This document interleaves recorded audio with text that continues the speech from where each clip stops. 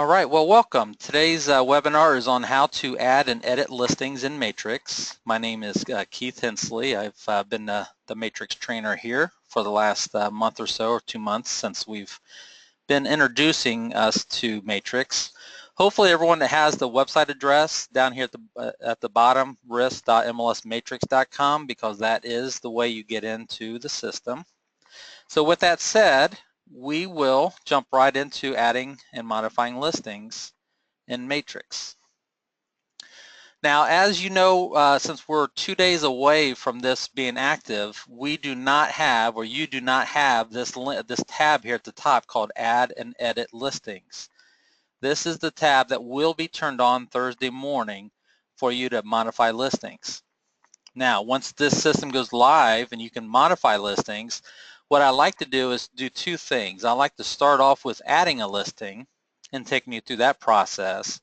And then I'm actually going to save it as an incomplete listing, do some stuff like adding photos and adding attachments before it goes live.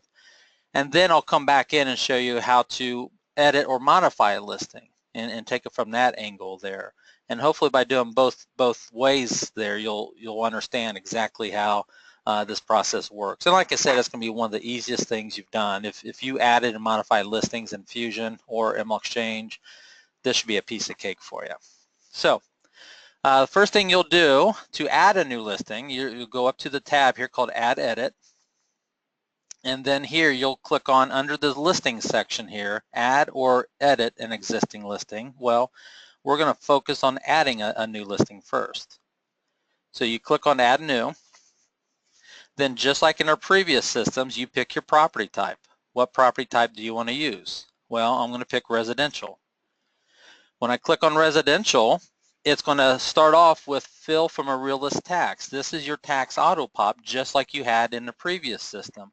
Here's all the counties that we can choose to auto populate from. Now before I do this, you'll also notice there's two other options up here. Fill from a cross property and start with a blank listing. If your property is not in one of these 15 counties here, then most likely you're going to start with a blank listing because you can't auto-populate because we don't have your county to auto-populate it from. This middle one, fill from a cross property, is your copy feature. So if you have a listing previously, now here's the important part, just like in Fusion and MLExchange, you can only copy your listing. So if it was your listing in the past and you want to re-enter it as a new listing, then you could just simply hit this middle one here, fill from cross property, and then what you can do here is type in the MLS number or do a search for it if you don't remember the MLS number, and it'll copy over as much information as possible into that listing. So, but just remember it has to be one of your listings, otherwise you're not able to copy it there. But I think most of us, and hopefully you'll agree, that we're just going to start off with doing a tax auto pop. This is what we highly recommend everyone doing as long as it's in the county. I'm just going to pick Miami County and I'm going to enter the risk office address here. That way I don't have to show anyone else's address here. And I'll just do market, street, and just street number and street name. No north, south, no street prefix or suffix, the road type or anything like that. And once you've got that, just hit the search button and you'll go and find this address, this property. You just confirm it's the right one. It should have the owner's name here. And if that is the correct property parcel, then just hit that button right here called fill. When you hit that, it's going to copy over as much information and populate it into the database, into your data sheet for this listing. Now you'll already see that this section looks a little different. This is the toughest part to understand, which is really not that hard to understand. Where in Fusion and MLExchange, we just kept scrolling all the way down to see all the fields. Well, now it's broken up into different tabs up here. You just go from tab to tab to tab and fill in the required fields. And it's pretty obvious also which fields are required. These are the fields that are in yellow or gold here. So you're not able to submit your listings until you filled out all the required fields here. And that's what you'll need to do. Down here at the bottom, at any time, you can save this listing as an incomplete listing, and you can also cancel this at any time. If you cancel it, it just goes away, and then of course you're going to have to start over if you want to re-input this information here. I'll talk about validate here in a moment, and I'll also talk about submit listing here also. Okay. Up here, you notice it automatically put my user ID in here. Now, if you're a broker or an office manager who does this for someone, you can type in that agent's ID, or up here, if you don't know it, you can just click on Find an Agent, type in their first and last name, and then once it finds it, it'll populate their name here. And then you might have to hit refresh, and it'll refresh this information over here, and you can see it there. Okay. Same thing goes with a co-agent ID. If you don't know it, their ID number, their 108 number, then just hit Find a co-agent, and then make sure you hit refresh, and it should display their name and office over here. And then here, just pretty straightforward. Just go ahead and pick your type of contract, type in the listing dates. Dates do have this little calendar option here that you can pick the dates. Once in a while, you'll see this question mark. And question mark, you know, some of these are pretty obvious. It's listing price and it's required. But if we get to a certain field, risk does have the ability to type in a little bit more descriptive information there, so you know exactly what it's pertaining to. But most of these fields so far are pretty straightforward here, and I'm just going to fill some in. In fact, I'm not going to fill in everything here because I think that's a waste of time, and I think we know how to do that. Then I'm just going to go to the next tab up here, to General tab. Now, I do want to say that there is an auto-save feature. So as I'm going from tab to tab, it is auto-saving this along the way. And I'll demonstrate that here in a moment, because if we get kicked out and it's before I get the opportunity to save it as incomplete, it does auto-save this for us. Just heads up here. So when I come in here, you notice it's already got the street number, it's already got the zip code, it's already got the street name and so forth here. Down here at the bottom, and I need to scroll over a little bit here, scroll down, you notice it mapped it for us already. So whenever you have the street number, street name, and zip code, that's enough information for the property to be mapped. Now that it's mapped, though, what I want to mention is down here, I strongly encourage you to hit this Set Lat Long manually. Set Lat Long manually, what that will do is just give you a chance to confirm that it is mapped correctly, and you can change it here. So please do yourself and everyone else a favor, hit the Set Lat Long manually, and just confirm, and there's even a zoom in option here, just confirm that that pin is on the right property, because you can just very simply just move it over and put it where it needs to go. And I'm just going to leave it right there because it was correct.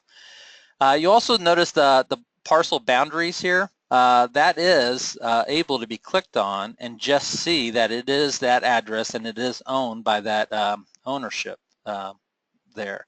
And you can also hit lot dimensions here, just like you did within a regular matrix search, and you pull up a map, you can do the same thing and see the lot dimensions, because this might be helpful when I'm inputting information on the property, what the lot dimensions and the lot square footage is too. Okay, so that's how you map it. Of course, I can always zoom out if it's really mapped wrong and then move it over to where somewhere else, but I'm just going to hit cancel in that case because it did map it correctly. Next, a new feature we have in Matrix is a Google Street View. We never had this in Fusion or ML Exchange. That's another reason why you want to map it correctly, because after you map it correctly, then you're going to want to go and check the Google Street View. When you hit the Google Street View, it'll just open up and show you what Google thinks is the Street View, but you get the power to change this or fix this. Sometimes you'll see the Google Street View is kind of looking more at the sky here. So what you can come and do is kind of get this and make it look nice and neat. So that way it's very appealing to other realtors who use Matrix and out to their contacts, because this Street View is also used for them also. Here I'm going to just kind of scoot down a little bit because you can get it from a different angle, because sometimes you might have a tree in the way and things like that.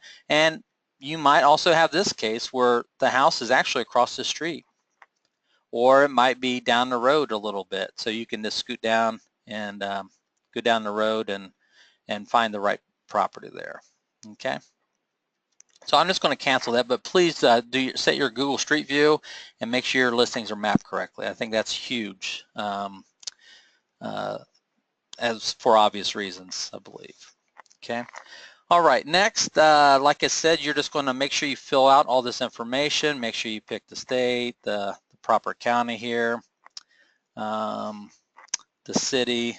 Now, you notice, you would think this should have been populated from the tax records, but it's a pick list. And I think that is a little bit of a change from what we had before. And because they're a pick list, it makes it tough for us to auto-populate this stuff. Now, if it was a text field, then we could populate it. So that's why you're not seeing that as auto-populated. So I can just go in here and start typing in Troy and picking that. And the same thing with my area numbers. And I do believe that Stan is working on having this auto-populated for us in here. The area numbers, I think he's going to have it set up that the system's smart enough to know where that house is mapped at, and based on its map, we will auto-populate it. But I don't think that's turned on yet.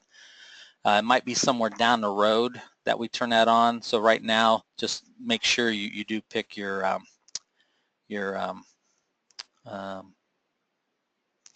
areas in there. Semi-annual tax, parcel IDs, year built. Make sure you just type all this stuff in. Pretty straightforward, like I said. Next, rooms. Now, rooms has changed a little bit here. What you're going to be able to do up here, in the past system, you would see a bunch of rooms and you would just start filling them out or leaving them blank if they didn't apply. Here, you just go in and start picking your rooms. Maybe start off with the entrance. Maybe give us the length and the width of that entrance and what level that entrance is on. And then you hit the More button here, and now you go and add your next one. Maybe it's the living room, lot dimensions, and the level it's on. Now, as you can see, none of this is required here for me to fill out. I'm going to do one more here. I'm going to add bedroom here. I want to demonstrate that option down here, the Validate button. The difference between validate and submit, what both of these do, what validate and submit does, it will go through and validate your listing to make sure you filled in everything correctly. Not just the required fields, but other fields that you have to type it in certain ways, you know, decimal points or dates, things like that. So they both validate your fields that you enter to make sure you enter it correctly. But the difference here with submit listing is if you've actually filled out everything correctly, it will make it live and it'll be out there. So don't use the submit listing unless you're sure you want it to go ready for everyone to see. But in the meantime, just hitting the validate button, which I'm going to do, goes through and sees if I've inputted all my information correctly. Well, and you can see all these errors that I have here. And you can see down here, I obviously got these problems, these errors, because I don't have anything in these required fields here. So let me go ahead and put something in here. And now let me hit validate. And now you see everything on this tab up here is correct. So you can see that room length and width and level is not a required field. Now, I strongly encourage you to fill out as much as possible because people will be searching in Matrix. This is a kind of a different feature, a new feature in Matrix searching, that they can search for bedrooms on the first level. And if you only say it's on the bedroom, but you don't say what level it's on, even if it's a single-story house, you still need to come in here and tell us that it's on the first floor. Otherwise, people won't find your listing. So that old adage of the more you give us, the better chances people are to finding your properties still holds true here. Now it's a little harder to search for length and width of a room, but at least if you give us the room levels and the rooms you've got. So if you got 4 beds, pick bed, and then keep telling us what level they're on here. Okay. So these should be the same rooms that you had before. So nothing really should have been changed here. And you're just going to fill this out as much as possible and make sure you've got that taken care of. Now you notice here we got beds and full baths and half baths, and then of course what levels the full and the bathrooms are on here. And yes, you can pick multiple levels because you might have two baths, one on the basement, one on the first level here. You notice we don't have total baths here though. Total baths is auto-calculated behind the scenes. So that way, as soon as you say 2 full, 1 half, the total baths will be 2.1 total baths, not 2.5 like it was. That's something I've been mentioning in our training classes. So if you've been coming to training classes, you should have heard that now. So this listing will show up as a 2.1 bath, not 2.5. That's a little subtle change there. Because what if this listing had 2 half baths? Well, then it would be 2.2. How would it be in the other way? Would it still be 2.5 or would it be 3 or what? So this kind of makes it really simple to understand how many full and how many half baths property has. If I go back to the General tab, you can see the error message I've got here just because I didn't type this stuff in here. So that's what the validate button does, is just validates and goes through and makes sure you typed everything in correctly. Like square footage, if I happen to put a comma in here, actually I can't. It won't take a comma there. If I did a decimal point, let's see if it does a decimal point there. Let's validate it here. Okay, see it gave me an error because I put decimal points there. So it's just kind of checking to see if you filled in these fields correctly. That's what validate does. Submit listing does the same thing and would give you the same errors. The only difference is if all the required fields were inputted correctly, then it's a live listing. And you don't want to do that unless you're ready to make it live. After that, just let's see, go through all these tabs up here. I think the rest of this is pretty straightforward. Just pick everything you can here that applies.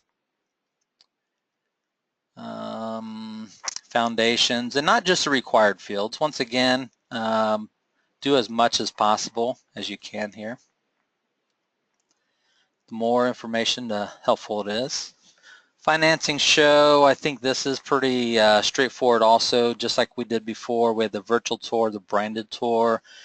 We still have the property panorama, so once you submit at least, I think it's 3 photos or more, it automatically does a virtual tour for you. But this is if you want to come in and add your own virtual tour out there. But that should be the same field that you had before, so nothing there should have changed. And then of course you got your remarks. And I do want to say that this is a nice listing that if you spell something wrong, we do underline words that are not spelled correctly, and then you can just right click on it and do an auto correct if you need to. So we do have that built-in spell check there. And down here, because I had these red errors up here, that's what this message is telling me, that there were errors on the input form. I can actually click on this and it gives me a list of them here, or I can just go back to those tabs and fix them there. Now you do not have this tab up here, Matrix Training. I'm using it, I have this tab because I need to do this training class, so you will not see that tab, so just ignore that there. So let's say something happened and I got kicked off. I stepped out to lunch, I went to a meeting, and I forgot to hit that save as incomplete button there.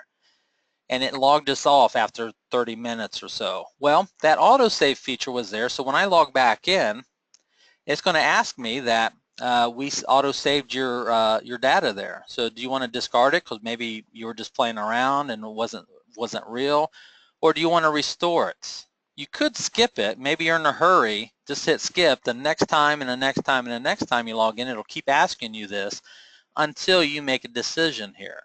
So here I'm just simply going to hit restore, and it takes me right back in, and now I can finish that listing. So it does have that auto save feature there for you. And of course I forgot to type in my price. There we go. This time I'm going to say save as incomplete, And now it is saved as an incomplete listing. No one sees this yet. It does give you a good MLS number. Now, this MLS number is just for testing. Your numbers are going to start with the 400,000s because I think we're up in the 380s now, 379, 380 number. So once Matrix comes live on Thursday, 2 more days from now, the new listings, all the existing listings will still have the same number, but all new listings from that day forward will start off with 400,000. So that way we know when Matrix started and when Fusion ended, because we have those difference breaks there. So just ignore my number now, but that will be a good live MLS number that you will see. And what I can do is, now that it's still an incomplete listing, I can add my photos here and add my attachments before it goes live, and I think this is wonderful. So now I can go ahead and hit Add Edit Photos. Now here it says upload, to upload photos, click Browse. To upload multiple photos at once, hold down the Control key when clicking and dragging on the file names. To order your photos once uploaded, drag the gray bar, click on image to view these details. And you can also see that we're asking for photos at least 1024 by 768 pixels in size. Okay, you can still do smaller, but we're asking at least that size, if not bigger. So when in Fusion you were trying to upload photos and it kept giving you an error message saying that the photo was too big and you had to resize it, you should not be seeing that issue anymore. It should be taking any of your photos that you upload in here. So that's a huge advantage. So what I'm going to do, and you can see we can do up to 100 photos here, which is a lot of photos here. So I'm going to hit Browse. I'm going to go and find pictures of my house and just hold down that Control button. You can also do this, pick the first one, hold down the Shift key and pick the last one. And then when you hit Open, it's just going to pull them all into this all at one time here. Okay. So there you go, you got your photos. Now, like this message says up here, to reorder them, just grab the banner and just drag them and drop them where you like them at. Maybe I want my guest house to be, second or third in line there. You notice it's got this red dotted line around it. The red dotted line, if you read this up here, says the photos below, outlined in red, are lower than the recommended minimum. Okay, we'll still take them, but we're just letting you know that they could have been bigger in size, but we'll still take them. That's all that means there. After that, what you can do is just click on the photo. It opens it up. You can rotate them, so if you've taking it sideways or something, you can fix the rotation up here by those arrows. And down here you got a description. You notice we don't give it the exterior front name anymore. In fact, we don't give it any name. So now what you can do is come in here and pretty much give it your own name and description here. A view from the lake. And type in as much as possible here. And we have that spell check here also. And then hit done. And then just hit save when you've got this here. Okay, so here's how you do all your photos. Now if you got one, you decide you want to take it out, just put a check mark next to it here, and then down here hit delete checked, and it takes it right back out. So that's pretty easy also, I believe. So I moved them around, I opened them up, I showed you how to rotate them, I showed you how to add comments there. Now all you do is when you're ready, hit save. And these photos will be saved to that listing, and it's still an incomplete listing. I can now go in and add my attachments here. Just click on Add Attachments, pick the type of attachment it is, select that file here and give it a description, and then hit Upload. And I've got my attachments uploaded also. So it's really that easy out there. Okay, well, the next thing I'd like to show you is, okay, now that we've already got a listing out there, how do I go in and maybe finish it? Or how do I go back in and add more photos or delete some photos or make a price change or change the status to something else? Well, that's going to be pretty easy here too. Here you just go up to the Add Edit tab again, Instead of hitting edit existing, right here it says select a listing. We should all see this box here. We open this up and you can pick that listing here. Now, if you're a broker or an office manager, you'll probably have 2 boxes here, maybe even 3 if you have multiple offices. So depending on your situation, you'll have at least one here. It'll say select your agents. You open this up and you'll pick the listing agent in your office. And once you do that, then we'll have another box. Okay, now pick their listing.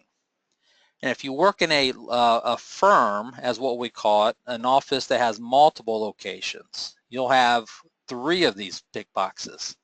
The first one will say, pick your office, then pick your agent, and then pick your listing there. Okay, I've only am set up at one, just as me as my listing. That's why you're only seeing 1 here. So I think that's will be understandable. But if you're like me and you're at the agent level only, and you don't have the ability to do multiple people in your office, then here when I open this up, you can see my active listing has an A there, and the rest of these are my incomplete listings. And it has the property type and has the MLS number, and like I said, yours will start with a good MLS number, which is, let me hit cancel here, which will start with the new numbers at 400,000. So that was the bottom one here was the one I just started. So let me go back in and finish it. I'm going to click on it and it opens it back up. And here I can go back in and manage photos. I can manage those attachments there. You should not have show input audits. That's for the MLS here, Stan and Sherry and me here at the RIST office. So you shouldn't have that ability. That's just where us go in and see who's changed certain things there. You can delete this incomplete listing if you want to. Incoming status means an incomplete listing. So if you got it started, but let's say something happened and you didn't get the listing, you can delete that incomplete listing, or just wait. It should be the same time amount that Fusion had. Once you start a listing, I don't know if it's like a week or so. That's something I probably need to confirm with Stan, but it should be the same 7 days that we had before. Now you won't be able to delete the listing at all. Okay, you can delete it if it's an incomplete listing, yes, but once it's an actual listing, you won't have delete listing. That's something Stan or Sherry at the RIST office can do, or higher above can delete listings.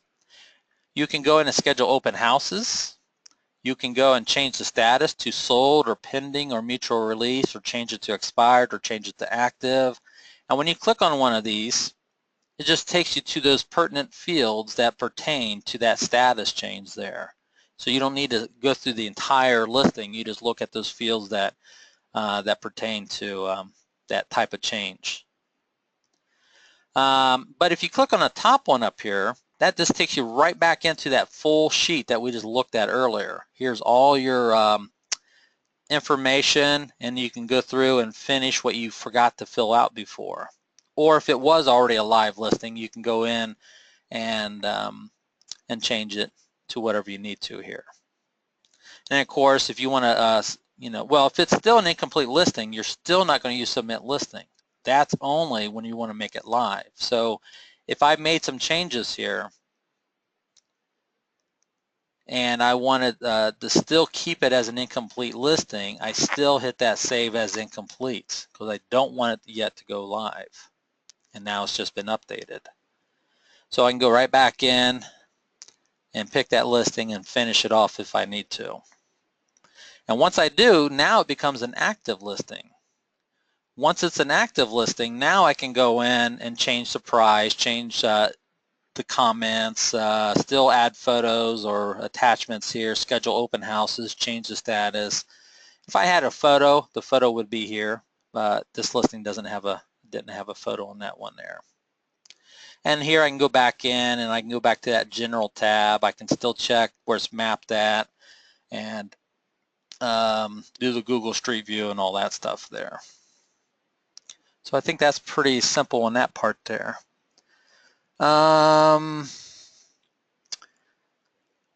To edit a listing, I also want to show you this way. It's also from the home page you can do this. We all should have this widget here called My Listings. And here you can go into your incomplete listings, or at an office level person, you can go in and see all your office incomplete listings. And by clicking on that, you can also see them this way. And then now I need to go in, let me go back to my home page here. Let me go into my incomplete listings, not my office ones. If I go into mine here, I thought we should see an edit button down here, and I don't see an edit button down here. I thought we should, because I should just be able to pick one and hit edit and go in and modify it right there, along with going to edits and do an add change here too and picking it. So you should be able to do it from both ways. So that's something I think I need to check on. And let me click on my active listings. You know what? Maybe it's only for my active listings I can do this. Oh, thanks, Stan. Is that you, Stan, on here? Yeah, Stan's on here. It's just hidden for now. Okay. Here are my active listings. Yeah, okay. I think that's why. I think Stan's correct. I think it's just hidden because we haven't opened it up yet. So here we should see an edit button, and then that way you can go in and edit this listing. And it should be the same thing with my, thanks, Dan. It should be the same thing with my office. As long as you have the ability, you should be able to go in and edit that listing right there. I do want to mention this because this is kind of a cool feature. Once you've got your listings in here and you check mark it, you can, I just had that share button turned on a second ago. You should be able to hit share, and when you hit share, it'll give you a URL, and you can put that URL on Facebook, and when you do, it'll turn it into a nice little, should be a nice clean looking photo with some basic information that you can put stuff on there to share your listings on Facebook out there. So I need to see why that's not turned on here. Angie, you said at the end, can you show us how to search for specific features? Stan, you said good for QR codes too. I'm not sure about QR codes, Stan. At least I haven't seen it. I'm going to have to play with this here in a second. Yeah, Angie, here in a second I can go in you and show you how to search for special features. Absolutely. Here. You're welcome. Anything else? Adding listings, modifying listings. It's really that simple. Attachments, schedule open houses. Let's click on open houses real quick here because I think this is a little different from how we did that. Here you can go ahead and schedule an open house, make it public, put in your date and time. We'll say it's Sunday, 9 o'clock to whatever, active, yes. I'm just going to say no because it's not a real one. And you can hit more, and you can start scheduling open houses for the rest of the month if you want to, and just start picking your dates and time. Let's do it for the next week too. And keep hitting more, okay? Because that's something that's done a little differently now than how Fusion did it there. Okay. Think of something else, you guys. In the meantime, let me show Angie how to search for special features. You just go to search, pick your property type. Now you'll notice you don't see special features in this list here. But as you go down the list, you've got this add more fields down here, and then you can add whatever fields you like, such as special features. You can either scroll down and find it or start typing something in like features. And now you got inside, outside, and special features. Pick it, drag it over here to the right, and then when you say back, it's down here at the bottom. It will always be down there too. It'll never go away until you go back to add, remove, and take it out. And now you can do your lake-related, creek, channel, things like that in there. Okay, you're welcome, Angie. Stan or anyone else, did I miss anything here? Tammy, are you still able to add a listing from a CMA and use that information already loaded? Good question, because that was a pretty cool feature in Fusion where you could go into a CMA, type in all the subject information about your property, hoping that you're going to get the listing. And then if you got the listing, you didn't want to come back in and type it in all over again. So in Fusion, you were able to go in that CMA, go to that, I think it was step 2 of your subject property, and there was an upload button. A lot of people didn't know about that, so I give you credit, Tammy, for knowing about that. Well, it's actually going to work in the opposite way this time, Tammy. So let me see if I can make this clear for you, because I think this is kind of interesting. What you're going to do, if I'm going to talk to, let's say, Stan, and I'm going to try to sell his house. So I'm going to do a CMA for it, and I'm hoping I'm going to get that listing. Now, what I could do, and like I said, Tammy, it's going to be the opposite way. So this time, you're going to go into add edits like you're getting the listing, and you're going to start the process of starting this here. And I do wish there was a better way. I like the way Fusion did it, but this will work just as fine here. Go in, pick your property type, pick your your county, do the tax auto pop. I'll do Miami County. I'll do the 1087 again here. Markets, and I'll search for it. And I found it, and I hit fill, and I go in and I fill in as much as possible about this. In fact, what I would worry about, I wouldn't worry about filling in everything. I would fill in only the fields that show up in the CMA part, because like I mentioned, I may not get this listing. So I'm going to save it as an incomplete listing. The MLS number I get will be a good number, 4036 in our testing environment here. Okay, remember yours will be an actual one. And then what I'm going to do is go into my matrix, my CMAs. I'm going to start a new CMA, and let's just say it's for Sandy. Let's go to our pages here, and I'm just picking some stuff here. When I go to my subject page, it's asking me to type it in manually or type in that MLS number. Well, I know the MLS number already, 4036. Hit fill. And now see, it auto-populated that information. So now if I do get the listing, all I have to do is go back to add edit and finish it out and submit it, because I already got it started. So like I said, Tammy, it's the opposite way of what we did in Fusion, but it still works the same. Okay. Thanks, Tammy. You're welcome. Very good question. I'm surprised you're doing that, so I give you credit for that. Not a lot of people knew about that feature. Plus, you were probably testing me too to make sure I knew what I was talking about there too. So, anything else, you guys?